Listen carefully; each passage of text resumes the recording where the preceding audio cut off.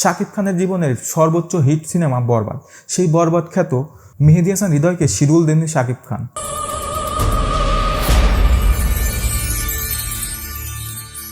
Hello সিনেপ্রেমী, আমি আকাশ আহমেদ। প্রতিবারের নয় আবার চলে আসলাম আপনাদের প্রিয় চ্যানেল সিনেটকে। আজকে আমরা কিছু সিনেমার গসিপ নিয়ে কথা বলবো অ্যান্ড জলি এলএলবি 3-র টেজার নিয়ে শর্ট রিভিউ দিব।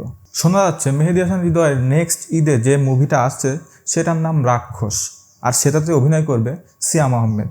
মেহেদী হাসানের এই ঈদে শাকিব খানের সাথে মুভি করার কথা ছিল, বাট কোনো না কোনো কারণে সেই মুভিটা হচ্ছে না।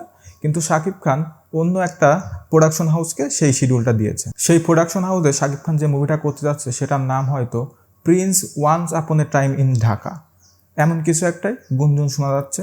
তবে কতটা এর সত্যতা এখনও জানা যায়নি, তবে এটা শিওর যে এটা সামনের ঈদেই আসবে। এই মুভিটার মেকার প্যানেল বলেছে তারা বরবাদের থেকে বা শাকিব খানের বিগত সিনেমার থেকে বড় প্রোডাকশন নিয়ে এই কাজটা করতে যাচ্ছে। যেহেতু প্রোডাকশন ভ্যালু অনেক বেশি, তার মানে এখানে বাজেটও থাকবে অনেক বেশি। আমরা সবাই আশাবাদী ছিলাম বরবাদের রেকর্ডটা তাণ্ডব ভাঙবে, কিন্তু কোনো না কোনো কারণে, কিছু সমস্যার কারণে, আর পাইরেসির ব্যাপারটা তো আছেই, যে কারণে মুভিটা বরবাদের রেকর্ড ভাঙতে পারেনি, কাছাকাছিও যেতে পারেনি বলা যেতে পারে। তাই দর্শকরা আশা করছে এই মুভিটা বরবাদের রেকর্ডটা ভাঙবে অ্যান্ড বরবাদের থেকেও ভালো কিছু নিয়ে শাকিব খান এই ঈদে আসবে। দর্শকরা এমনটাই চাচ্ছে। দেখা যাক শাকিব খান কী নিয়ে আসে। শাকিব খানের জীবনের সর্বোচ্চ হিট সিনেমা বরবাদ।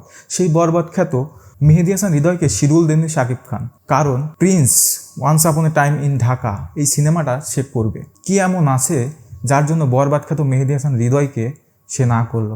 অবশ্যই এমন কিছু আছে সে দেখেছে, যে কারণে সে এই মুভিটা করার জন্য এত ইচ্ছুক। আবার আসা যাক সিয়াম আহমেদের কাছে। সিয়াম আহমেদের কাছে বেশ ভালো ভালো কিছু প্রজেক্ট আছে এবার, যেমন একটু আগে যেটা বললাম যে বরবাদ খ্যাত ডিরেক্টর মেহেদী হাসান হৃদয়ের সাথে করছেন রাক্ষস, যেটা এখনও পর্যন্ত রিউমার, তবে শোনা যাচ্ছে এটা হবে। আবার এদিকে তুফান তাণ্ডব খ্যাত ডিরেক্টর রায়হান রাফির সাথে ভৌতিক একটা সিনেমা নিয়ে, যে জনরায় মুভি বাংলাদেশে খুব একটা ভালো মুভি নেই বলাই চলে। আমাদের ইকবাল কাকুর কিছু ছিল, আর জিন, যে ফ্র্যাঞ্চাইজের মুভি চলে না বললেই চলে। তো যাই হোক, রায়হান রাফি পরিচালিত যে অন্ধকার মুভিটা সিয়াম আহমেদ করতে যাচ্ছে, তার সাথে যুক্ত হয়েছে নাজিফা তুষি। নাজিফা তুষি বেশ ভালো অ্যাক্টিং করে, সাথে সিয়াম আহমেদও বেশ ভালো অ্যাক্টিং করে, আর যেখানে রায়হান রাফি আছে সেখানে অভিনয়ের দিক থেকে কোনো ছাড় হবে না। তো সব কিছু মিলে আশা করা যায় সিয়ামের যে 2টা প্রজেক্ট আসতেছে খুব ভালো কিছু আসবে। এদিকে অক্ষয় কুমারের আর একটা ছবির ট্রেলার এসেছে, জলি এলএলবি 3। অক্ষয় কুমারের এই বছর হয়তো 3 থেকে 4টা মুভি রিলিজ হয়েছে, এরও বেশি হতে পারে।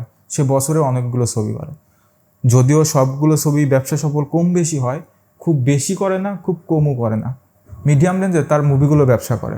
তবে তার লাস্ট কমেডি মুভি হাউসফুল 5 বেশ ভালো আর্নিং এনে দিয়েছে, ভালো কালেকশন এনে দিয়েছে, কিন্তু মুভিটা খুব একটা রেসপন্স পায়নি দর্শকের কাছ থেকে। ভালো রিভিউ খুবই কম ছিল, পজিটিভিটি খুবই কম ছিল। যাই হোক, এবার মনে হচ্ছে সেইটা অক্ষয় কুমার কিছুটা পুষিয়ে দেবে দর্শককে। জলি এলএলবি 3 ট্রেলারটা বেশ ভালো লেগেছে। এখানে অক্ষয় কুমারের সাথে আরও ভালো ভালো কিছু অ্যাক্টর আছে, আর এখানে বিশেষত জলি এলএলবির 2টা পার্টের একসাথে করা হচ্ছে, মানে ক্রসওভার, যাকে বল ইউনিভার্স টাইপের কিছু একটা করার চেষ্টা করেছে। যদিও এই ইউনিভার্সে 2জনই আছে এখনও পর্যন্ত। ওভারঅল ট্রেলারটা বেশ ভালো ছিল। অক্ষয় কুমারের কমেডি টাইমিং সবসময় ভালো ছিল, ন্যাচারাল কমেডি টাইমিং তার। তো সব কিছু মিলে এই মুভিটার থেকে ভালো কিছু আশা করা যেতে পারে। বছরের সেরা কমেডি মুভি অক্ষয় কুমারের মেবি এটাই হতে চলেছে। এই ছিল আমার পার্সোনাল অপিনিয়ন। আর কিছু নিউজ আপনাদের কেমন লাগলো অবশ্যই কমেন্ট বক্সে জানাবেন, আর হ্যাঁ, আমার চ্যানেলটাকে সাবস্ক্রাইব করবেন।